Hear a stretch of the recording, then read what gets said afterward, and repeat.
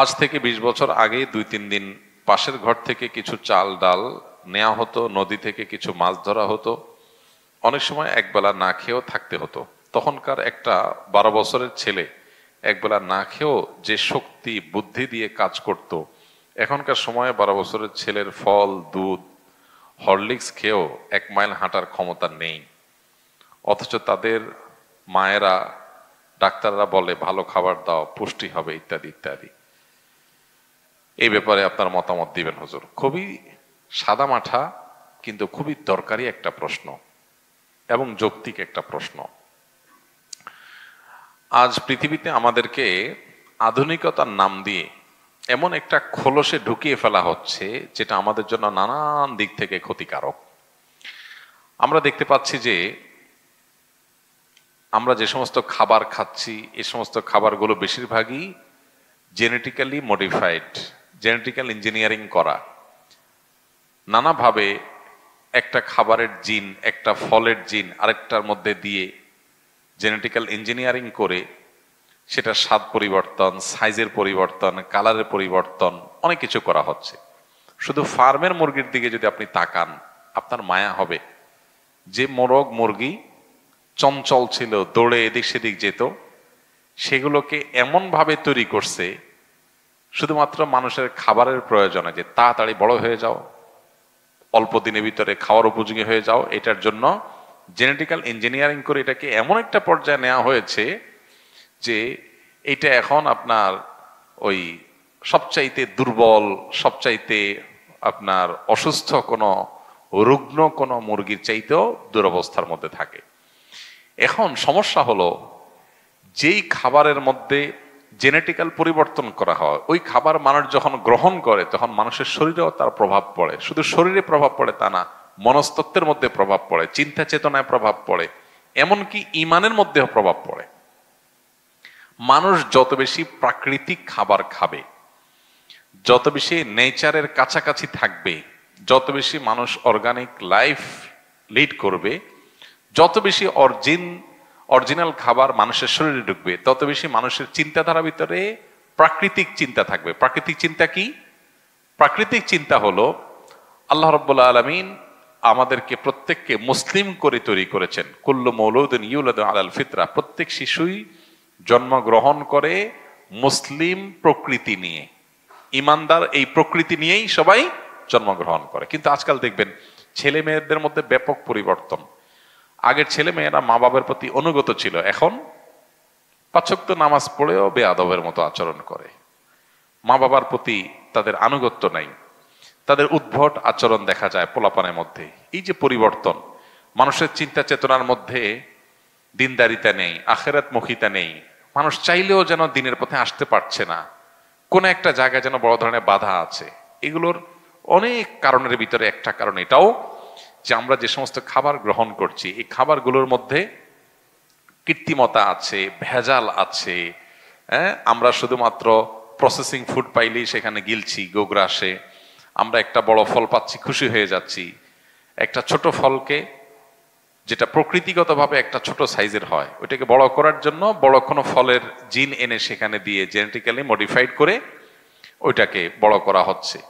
আমরা তো খুশি হয়ে যাচ্ছি, অনেক বড় ফল খাচ্ছি, কিন্তু এই জিনগত পরিবর্তন যে ফুডের মধ্যে করা হয়েছে, ওইটা যখন আমরা আমাদের শরীরে গ্রহণ করছি তখন আমাদের শরীরের মধ্যেও সেটার পরিবর্তন ঘটছে, মনস্তত্ত্বের মধ্যে পরিবর্তন ঘটছে।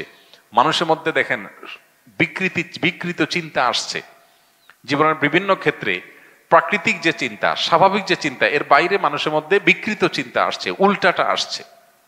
এই যে প্রকৃতির মধ্যে বিকৃতি, চিন্তাধারার ভিতরে বিকৃতি, মানুষের পৃথিবীতে যে বংশধারা বেঁচে থাকবে নারী পুরুষের সম্পর্কের মধ্য দিয়ে, সেখানেও দেখবেন যে নানা রকমের রুচির মধ্যে বিকৃতি আসছে। এটি কখনো কখনো অন্য অনেক 10টি কারণের পাশাপাশি খাদ্যেরও একটা প্রভাব মানুষের মধ্যে থাকে। এই কারণে গ্রামের একটা ছেলে, সে তার শরীরে যতটা রোগ প্রতিরোধ ক্ষমতা থাকে, যতটা চঞ্চলতা থাকে, যতটা পরিশ্রমী হয়ে ওঠে, অনেক সময় শহরের ছেলেরা সেই তুলনায় পিছিয়ে থাকে। এখন করণীয় কি?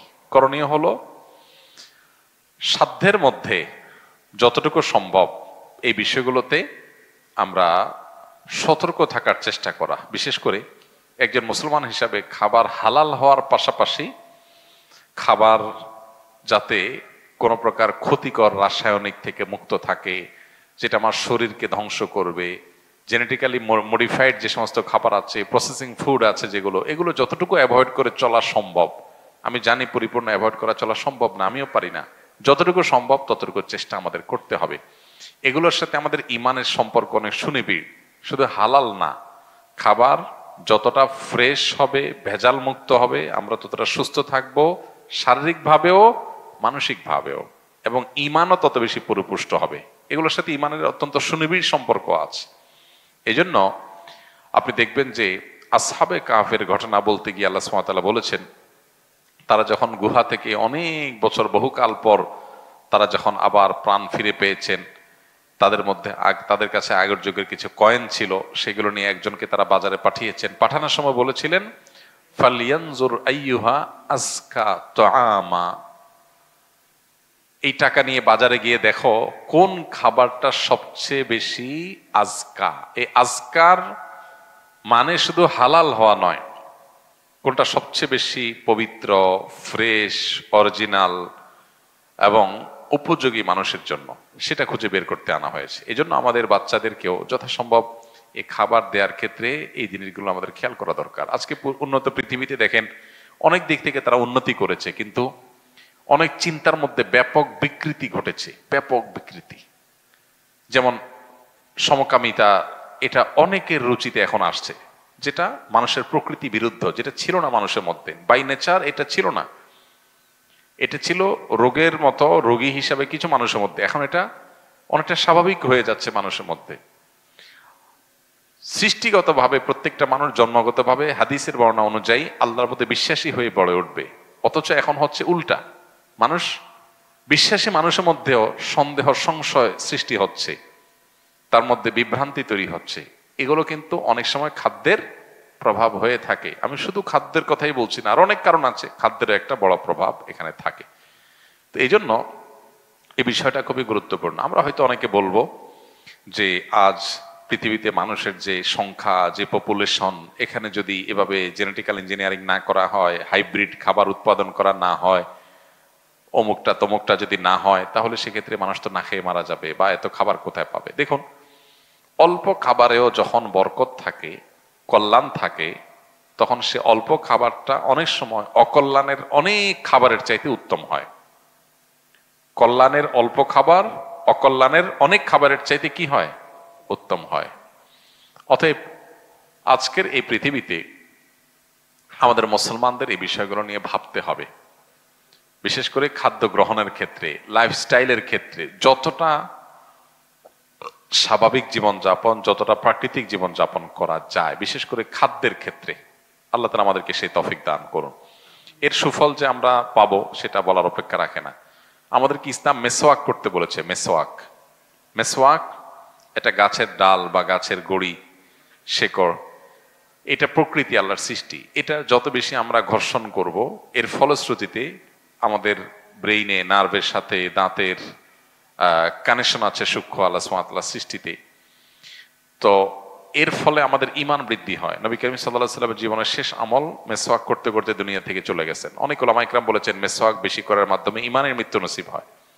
এর বিপরীতে আমরা নানাবিধ উপায়ে আমাদের দাঁত পরিষ্কার করতে পারি, সেগুলো নিষেধ না, শরীয়তে হারাম না, কিন্তু ভেতরগতভাবে আমাদেরকে যদি আমাদেরকে উপকার পৌঁছানোর ব্যাপারটা যদি আমরা খেয়াল করি বা চিন্তা করি, তাহলে দেখব যে মেসওয়াকের মধ্যে বিশেষ কিছু স্পেশাল উপকারিতা আছে, যেগুলো অন্য যে টুলগুলো আছে দাঁত পরিষ্কার সেগুলোতে নেই। আমি বলছি না যে অন্য কোনো মাধ্যম, ব্রাশ ইত্যাদি, পেস্ট ইত্যাদি, আপনার ফ্লোরাইড ইত্যাদি ব্যবহার করা যাবে না, সেটা হারাম হালালের কথা বলছি না। বলছি যে মানুষ যত বেশি প্রকৃতির কাছাকাছি থাকে, মানুষ ততটা প্রকৃতিগত চিন্তাধারা করতে পারে, এটা তার ভিতরে জাগ্রত হয়। আর যত বেশি নিজের এই প্রকৃতির মধ্যে পরিবর্তন সাধন করে মানুষ, তত বেশি মানুষ অসুস্থ, অস্বাভাবিক হয়। দেখুন, কলকারখানা হয়েছে, পৃথিবী উন্নত হয়েছে, আমরা অনেক খুশি, জীবন মান অনেক সুন্দর হয়েছে, আমাদের জীবনযাত্রা উন্নত হয়েছে, অনেক খুশি আমরা, সন্দেহ নেই। সেজন্য আল্লাহর কাছে শুকর আদায় করি, যারা এগুলো আমাদের জন্য সহজ করেছে তাদের কাছে আমরা কৃতজ্ঞ। কিন্তু সেই সাথে এটাও তো আমাদের স্বীকার করতে হবে যে কলকারখানার উন্নতির ফলশ্রুতিতে, শিল্প বিপ্লবের ফলে পরিবেশের মধ্যে ব্যাপকভাবে বিপর্যয় হয়েছে এবং পরিবেশ কিভাবে ক্ষতিগ্রস্ত হচ্ছে আজকে গোটা পৃথিবীর মানুষ সবচেয়ে বেশি চিন্তিত যেটা নিয়ে সেটা হলো পরিবেশ। বিশ্বের মোড়লদের সবচেয়ে বেশি বাজেট থাকে পরিবেশ রক্ষার জন্য। উন্নত দেশগুলোতে প্রত্যেকটা দেশে দেখবেন যে তারা পাগল পড়া শুধু পরিবেশ রক্ষার জন্য, কারণ পৃথিবীর পরিবেশ শেষ হয়ে যাচ্ছে, ধ্বংস হয়ে যাচ্ছে। তো অনেক জিনিস আছে বাহ্যিক দৃষ্টিকোণ থেকে অনেক উপকারী হলেও অন্তর্নিহিতভাবে আমাদেরকে অনেকভাবে ক্ষতিগ্রস্ত করে। তো ন্যাচারাল ফুডের বিপরীতে অপ্রাকৃতিক যে সমস্ত খাবার আছে, প্রসেসিং ফুড আছে, জেনেটিক্যাল ইঞ্জিনিয়ারিং করা ফুড আছে, এগুলো অনেক ভালো লাগে আমাদের কাছে। আমরা দেখি এগুলো আমাদের জীবনযাত্রাকে অনেক সহজ করে দিয়েছে, কিন্তু এগুলোর অন্তর্নিহিত যে ক্ষতি আছে সেগুলো আমরা অনেকেই আঁচ করি না। নানাবিধ দুরারোগ্য ব্যাধি এখন ঘরে ঘরে। সেটা অবশ্য আমাদের দেশে অস্বাস্থ্যকর খাবার, ভেজালযুক্ত খাবার, ভেজালযুক্ত ঔষধ এবং আরো নানাবিধ ভেজালের কারণেই ঘরে ঘরে ক্যান্সার, ঘরে ঘরে আপনার কিডনির রোগী, ঘরে ঘরে হার্টের রোগী। যারা এগুলো নিয়ে সাফার না করছে, দু চারটা রোগী নিয়ে, তারা বুঝবে না যে এগুলো কতটা কষ্টের, কতটা বেদনার। তো এই উন্নত জীবনের পেছনের কিছু দুঃখজনক গল্প আছে, এগুলো আমাদেরকে বুঝতে হবে, উপলব্ধি করতে হবে। আল্লাহ তাআলা আমাদেরকে সুস্থ স্বাভাবিক জীবন যাপন করার তৌফিক দান করুন। আমাদের ঈমানকে আল্লাহ তাআলা হেফাজত করুন।